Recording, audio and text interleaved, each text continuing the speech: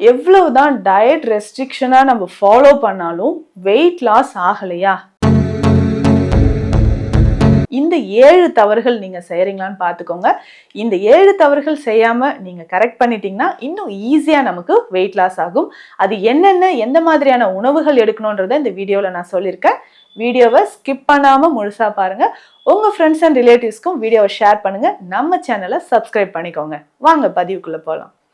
Welcome to Nitya's Varam, where ancient Siddha tradition meets modern healing. Experience the difference. வரம் நேயர்களுக்கு வணக்கம். நான் doctor Nithya, Siddha physician. இந்த பதிவில் நிறைய பேர் கமெண்ட்ல கேட்டிருந்தது, நம்ம கிட்ட வரக்கூடியவங்க, அதாவது வெயிட் லாஸ் பண்ணணும் அப்படின்னு வரவங்க கேட்குற ஒரு முக்கியமான கேள்வி. ஸோ அதுதான் இந்த பதிவில் நம்ம பார்க்க போகிறோம்.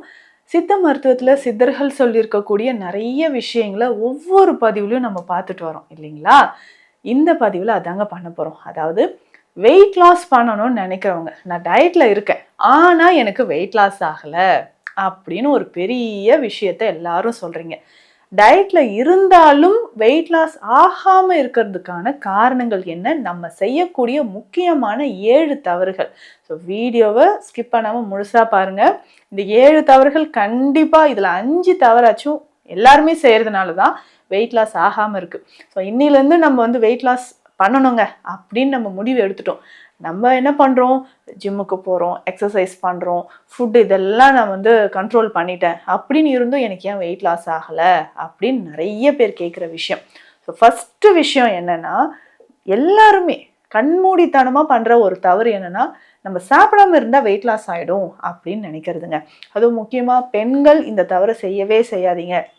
சாப்பிட்டு தான் நான் இப்படி வெயிட் போட்டேன், அதனால இனிமேல் காலையில் பிரேக்ஃபாஸ்ட் சாப்பிடவே மாட்டேன், டைரெக்டாக லஞ்ச் சாப்பிடுவோம். இதுதான் ஃபர்ஸ்ட் பெரும்பாலும் எல்லோரும் செய்யக்கூடிய தவறு. காலையில் நம்ம பிரேக்ஃபாஸ்ட் சாப்பிடலன்னா என்ன ஆகும்னா, வயிறில் ஆசிட் செக்ரிஷன் அதிகமாக ஆரம்பிக்கும். ஸோ இதனால் வாயு உற்பத்தி அதிகமாகிடும். ஸோ கேஸ் ட்ரபிள் நிறைய பேருக்கு இருக்கும். ஸோ இதனாலே எனக்கு தொப்பை குறையிலன்னு யோசிச்சுக்கிட்டே இருப்போம். அதற்கான முக்கியமான காரணம் என்னென்னா, காலையில் உணவு எடுக்காமல் ஸ்கிப் பண்ணிட்டீங்கன்னா ஆசிட் அதிகமாக செக்ரேட் ஆக ஆரம்பிக்கும். வயிறு பகுதியில் வாயு சேர ஆரம்பிச்சுட்டு அல்சர் வர ஆரம்பிச்சிடும். அல்சர் வந்தால் என்ன பண்ணுவீங்க, வயிறு எரியும். அப்போ பசிக்குதுன்னு இன்னும் ஃபுட்டு நிறைய சாப்பிட ஆரம்பிச்சிடும். ஸோ அதனால் காலை பிரேக்ஃபாஸ்ட்டை சரியான ஒரு உணவாக எடுத்துக்கோங்க. ஃபைபர் நிறைய இருக்கிறது, லோ கலோரிஸ் இருக்கக்கூடியது, ஃப்ரூட்ஸ், வெஜிடபிள்ஸ், சாலட் எடுக்கிறது. ஸோ நேச்சுரலாக நம்ம மில்லட்ஸில் செஞ்ச உணவுகள் எடுக்கிறது.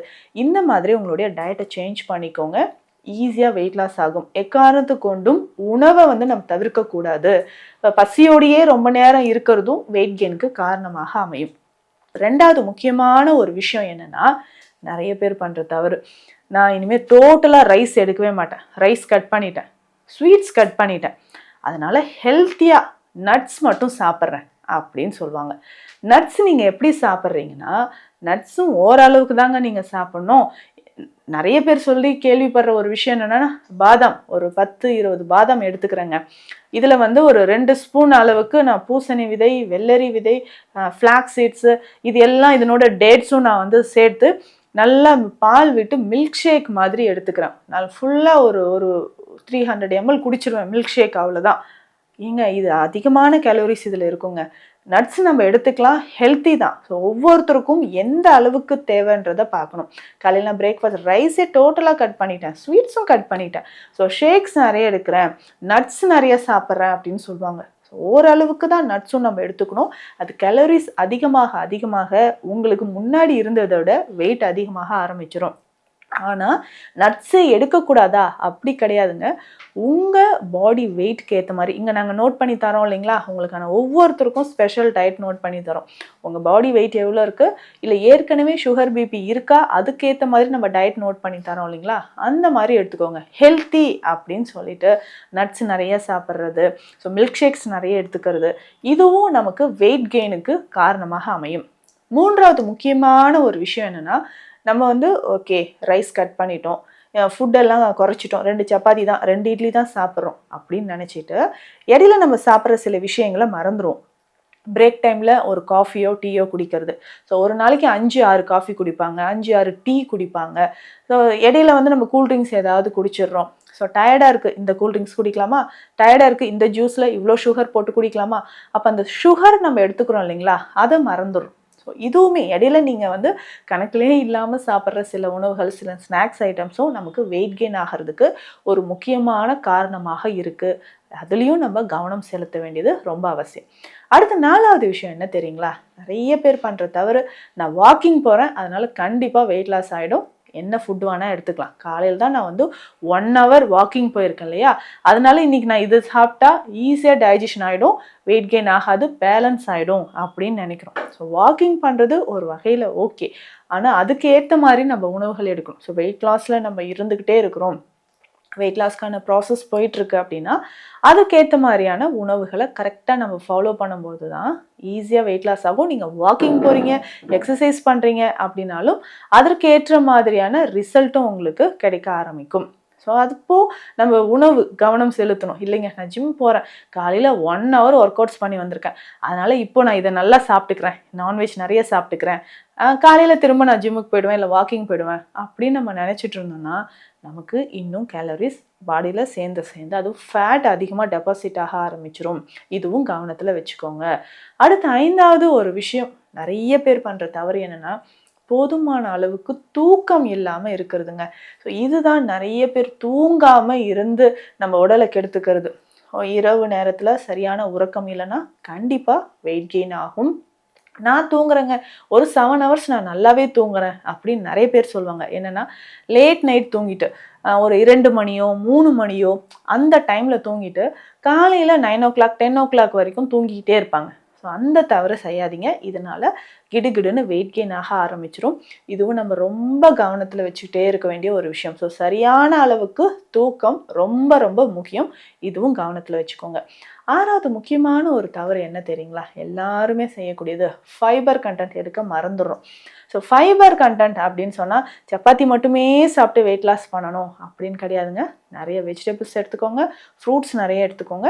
இதுலேயும் பண்ணக்கூடிய தவறு என்னென்னா ஃப்ரூட் ஜூஸாக நிறைய பேர் எடுக்கிறீங்க. ஜூஸாக வேண்டாம், ஒரு ஃப்ரூட் எடுக்கிறீங்கன்னா அது முழுசாக நல்லா சியூ பண்ணி நல்லா மென்று அதை சலைவாவோட மிக்ஸ் பண்ணி அந்த ஃபைபர் உள்ளே போகிற மாதிரி சாப்பிட்டுக்கோங்க. அதுலேயும் ஸ்பெஷலாக விட்டமின் சி இருக்கக்கூடிய ஃப்ரூட்ஸ், டெய்லி ஒரு நெல்லிக்காய் எடுக்கிறது ரொம்ப முக்கியமான ஒரு விஷயம். வெயிட் லாஸ் பண்ணணும்னு நினைக்கிறவங்க தினந்தோறும் நெல்லிக்காய் 1 சேர்த்துக்கலாம்.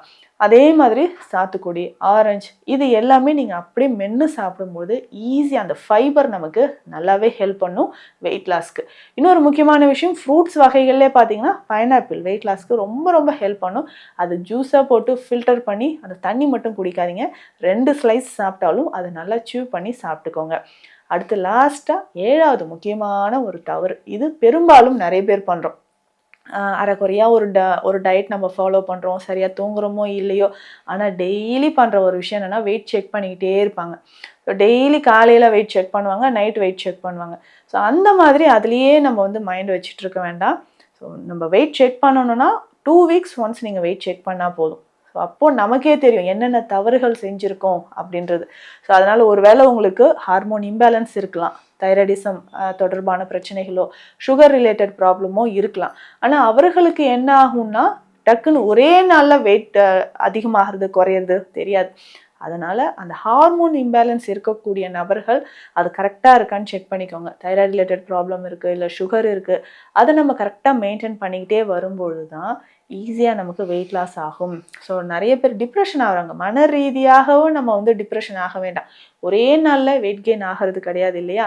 கொஞ்சம் கொஞ்சமாக வெயிட் கெயின் ஆன மாதிரி தான் நமக்கு அதை ரிவர்ஸ் பண்ணுறதுக்கும் கொஞ்சம் டைம் எடுக்கும். ஸோ அதனால் மைண்டை ரிலாக்ஸ் பண்ணிக்கோங்க. இந்த 7 தவறுகள் நீங்கள் செஞ்சுட்டு இருந்தீங்கன்னா இதையும் கரெக்ட் பண்ணிக்கோங்க. இதில் ஏதாவது சந்தேகங்கள் இருந்தாலும் கமெண்ட்டில் சொல்லுங்கள். சித்த மருத்துவ ஆலோசனைகள் தேவைப்பட்டால் ஸ்க்ரீனில் இருக்கிற நம்பருக்கு கால் பண்ணுங்கள். நன்றி. Welcome to Nitya's Varam, where ancient Siddha tradition meets modern healing. Experience the difference.